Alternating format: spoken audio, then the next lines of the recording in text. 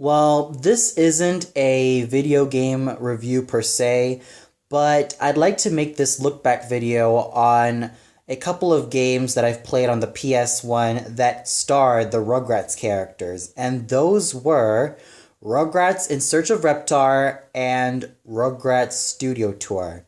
Now, I'd like to admit something right here. I used to love playing on the PlayStation 1, and when I was 11, I used to love playing on the PlayStation 2.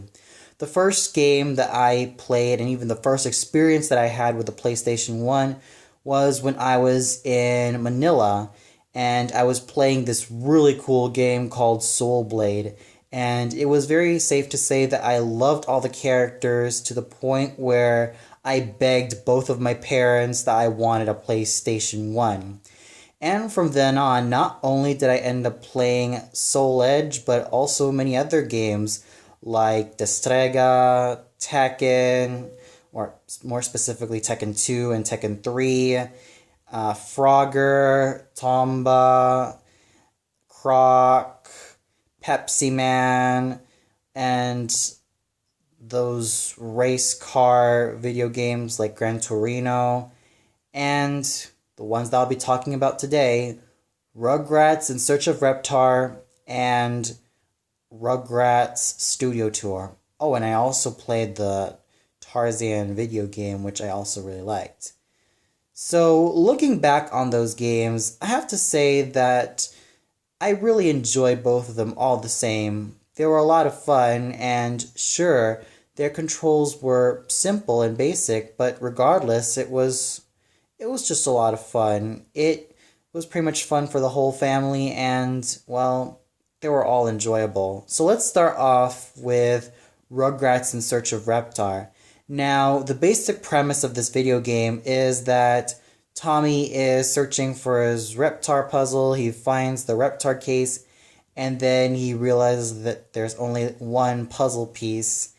And, well, Stu and Dee Dee are kind of like wondering why on earth is Tommy crying, despite the fact that Chucky and Phil and Lil are kind of laughing at his misfortune.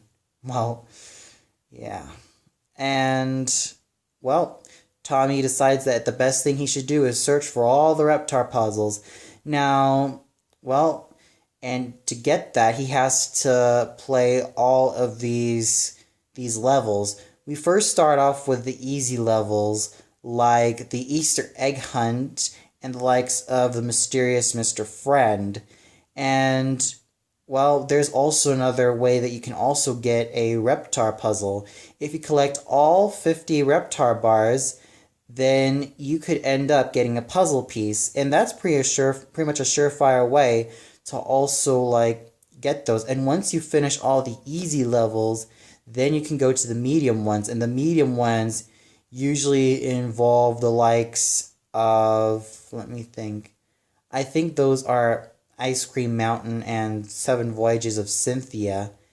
And not to mention, there are moments after each of some of the levels in which that there is a bonus level, like No More Cookies, and what do you call this? Mirrorland and Touchdown Tommy. Interestingly enough, these levels were based on the actual episodes of the show.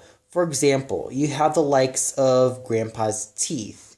You also have Touchdown Tommy.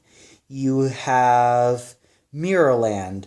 But this game's version of Mirrorland is, well, a lot more surreal, whereas in the TV version, it's like the babies thought that they've entered through the mirror, and Dee Dee is dressed up as a ballerina because she can't find her glasses, causing the babies to think that they're in an opposite world. Whereas in the game itself, you really do get the feeling that you're in an opposite world, and everything is upside down, and the mirror is rather magical and quite surreal. And the main object of that bonus level is to collect all of the different balloons in order to get back to the normal world. And then after you finish the medium levels, then you can unlock the hard levels, like Journey to Isle 7 and Toy Palace. Out of all the levels that I really liked, I really loved Toy Palace, Ice Cream Mountain, Journey to Isle 7. I even liked the Cookie Race, and even a lot of the bonus levels. I thought they were just a lot of fun. And once you get all the puzzles, then you get a level with Reptar, which is in the form of Tommy's dream, and basically you have to like make Reptar go to the city hall, and then the ending I'd have to say was really funny. I mean, Reptar does a sort of Charleston dance, and then the credits roll. The voice acting in this video game still had the same voice actors that you'd expect in the TV show, which I really liked. Unfortunately, well, in the bonus Ice Cream Mountain, you have the character Susie, but she's not used in the game, which I thought was a pretty huge shame. But at least they managed to use like the main characters of Rugrats, which I thought was just well done. I mean, it was also the video game that no longer had the late David Doyle voicing Grandpa Lou, but instead it had Joe Alasky, as this game was released back in 1998.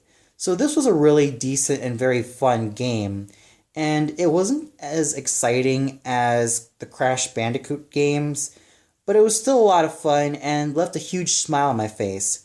Rugrats Studio Tour almost felt like sort of a rehash of In Search of Reptar, but this game was huger in execution, and it was just basically a lot more fun as you see the babies in different, scenarios and different, quote-unquote film shoots.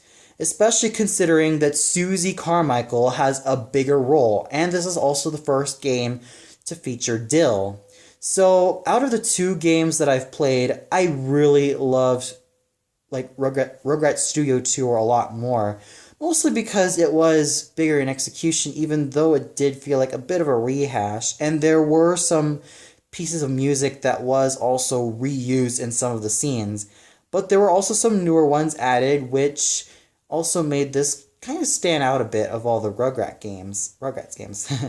So overall, I'd have to say that Rugrats Studio Tour was the better of the two Rugrats games that I've played on the PS1. And I'd have to say that I had a lot of fun memories with these two games. And sure, at times the character designs may look kinda creepy, and they only could express like one emotion, and they can't really they only move their mouths on only just one emotion, and that's just it. But regardless, at least the video games were really enjoyable, and the voice acting was still there, meaning it was still very superb. And not to mention, in Rugrats Studio Tour, you also have a couple of minor roles done by Stephen J. Blum, Kirk Thornton, and Marilyn Monroe impersonator and impressionist Holly Bevan.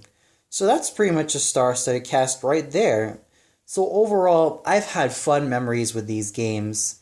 And if you grew up in the 90s or even grew up with a PlayStation 1 and played these games, I'd like to know your thoughts as well.